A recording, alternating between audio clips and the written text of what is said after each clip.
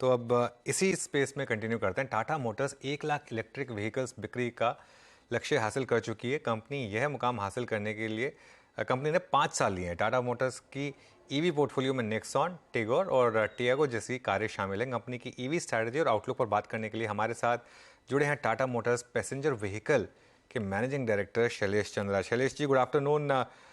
पहली बात तो आपको मुबारक 1 लाख ईवी का माइलस्टोन हिट करने के लिए। यहाँ से आगे का टारगेट क्या है? क्या रीजंस रहे सक्सेस के लिए और आगे क्या टारगेट्स हैं आपके?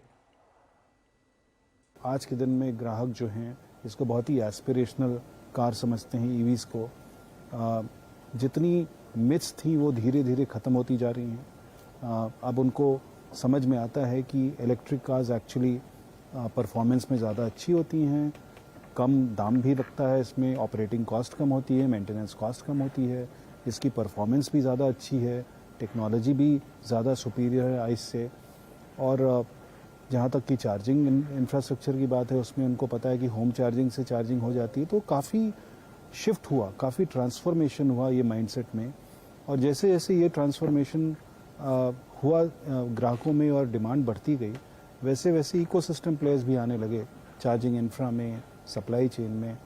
तो काफ़ी चेंज आ गई है। वैसे तो 1 लाख एक नंबर है, लेकिन अगर इसके नीचे ट्रांसफॉर्मेशन जो हुआ है उसकी बात करें तो बहुत बड़ा ट्रांसफॉर्मेशन हुआ है।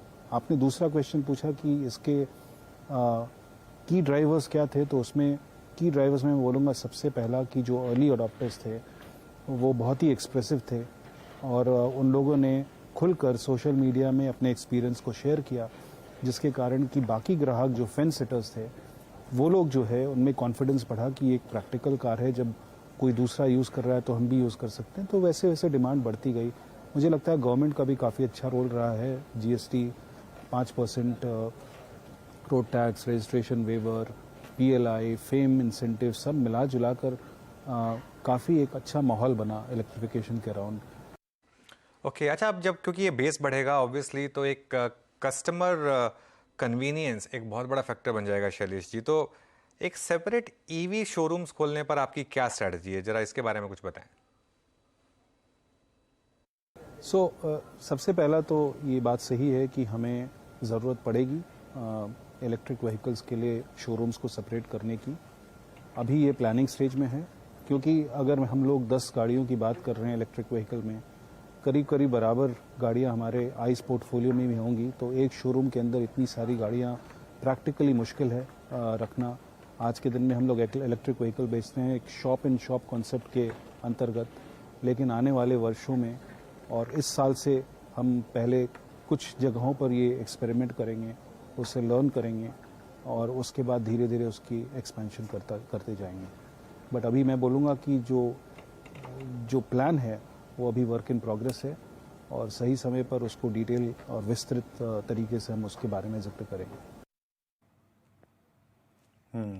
सर एग्जैक्टली अगर मैं इस फर्स्ट हाफ को देखूं इस साल के, तो उसमें तीनों की ग्रोथ को आप कैसे देखते हैं? चाहे वो आइस सेगमेंट हो, चाहे वो सीएनजी सेगमेंट हो, चाहे वो ईवी सेगमेंट हो, और सेकेंड हाफ के लिए इन तीनों ही सेगमेंट्स में आपका आउटलुक क्या है? क्या ग्रोथ रहेंगी इन तीनों सेगमेंट्स में? तो हमने हमारी ग्रोथ जो है वो आपको जैसे पता है, इंडस्ट्री भी जो है वो सिंगल डिजिट में ग्रो करने वाली है। अभी तक हम लोग इंडस्ट्री ग्रोथ के आसपास हैं और आगे सेकेंड हाफ में हमारी कुछ नई इंटरवेंशंस आने वाली हैं। आपने देखा कि इस क्वार्टर में हमने सीएनजी रेंज को विस्तृत किया है, तो उससे भी काफ़ी फ़ायदा होने वाला है। और बाकी कुछ और प्रोडक्ट एक्शंस आने वाले हैं सेकेंड हाफ में इलेक्ट्रिक व्हीकल में भी। तो ये सब मिला जुला कर हम लोग सोचते हैं कि इंडस्ट्री से बेहतर ग्रो करने की हमारी कोशिश रहेगी। ओके, चलिए, तो ये हो गई सारे सेगमेंट्स से सेकेंड हाफ के आउटलुक को लेके बात। सर अभी जितने भी कार मेकर्स को देखूं चंद्र साहब, एक चीज़ तो रही है कि सब जो छोटी कारों का सेगमेंट है, एंट्री लेवल सेगमेंट है, उसमें एक धीमापन देख रहे हैं और एसयूवी सेगमेंट बहुत स्ट्रांगली डिलीवर कर रहा है। सारे एसयूवी लॉन्चेस सभी मेकर्स की तरफ से बहुत स्ट्रांग रहे हैं। आपको क्या लगता है इस सेगमेंट में आप कैसे कैपिटलाइज करेंगे? आपकी आगे की एसयूवी स्ट्रेटेजी क्या है सर? देखिए, हमारी पोर्टफोलियो में 4 एसयूवीज़ हैं और चारों एसयूवीज़ अपने अपने सेगमेंट में मार्केट लीडर हैं और हमारी कोशिश रहेगी कि इसकी स्ट्रेंथ और हम लोग बढ़ाते जाएं। और जैसा हमने ऑटो एक्सपो में भी दिखाया कि हम एसयूवी पोर्टफोलियो को और भी विस्तृत करने जा रहे हैं। सियरा, कर्व ये सब के आने के बाद हमारी पोर्टफोलियो और विस्तृत होगी। इलेक्ट्रिक में भी इसको हम लोग अलग अलग मॉडल्स लाने वाले हैं। तो मुझे लगता है कि आने वाले दिनों में हमारी एसयूवी पोर्टफोलियो की स्थिति और मजबूत होगी और हम लोग उसमें जिस सेगमेंट्स में हम लोग उसमें रहेंगे उसमें कोशिश रहेगी कि हम लोग टॉप 2 टॉप 3 में रहें। सो वो उम्मीद है। जहाँ तक आपने बोला कि हैचेस सेगमेंट और लेस देन 10 लाख सेगमेंट में प्रेशर है, बात सही है क्योंकि प्रेशर तो है लेस देन 10 लाख सेगमेंट में बहुत सारे कारणों के कारण।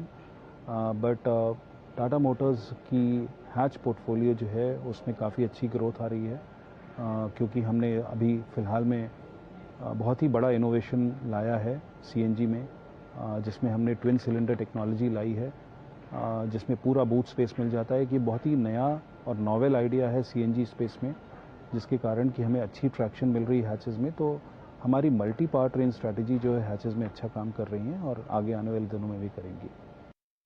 शैलेश जी, एक बाकी ऑटो मेकर से जब बात होती है तो एक चीज़ जो निकल कर आ रही है कि शायद एक प्राइस हाइक बाकी है अभी सिस्टम में। टाटा मोटर्स की तरफ से भी क्या हम एक्सपेक्ट करेंगे फिर? अभी हमने रिसेंटली एक प्राइस हाइक लिया है तो अभी हमने इसके बाद की प्राइस हाइक के बारे में नहीं सोचा है। हम लोग क्लोजली मॉनिटर करेंगे कि कमोडिटी प्राइसेस की फोरकास्टिंग क्या है और उसके बाद उसके बेसिस पर हम लोग डिसीजन लेंगे। बट अभी कोई प्लान नहीं है। ओके, चलिए शैलेश जी, बहुत बहुत शुक्रिया आज हमारे साथ जुड़ने के लिए और हमसे बात करने के लिए। तो ये हो गई बात टाटा मोटर्स की। टाटा मोटर्स थोड़ा सा करेक्ट हुआ है नंबर्स के बाद से, लेकिन वैसे काफ़ी स्ट्रॉन्ग स्टॉक रहा है। चलिए अब आपको बताते हैं चार का चौका का सीक्वेंस, जो चार ट्रेड्स अब हम आपके लिए लेकर आएंगे।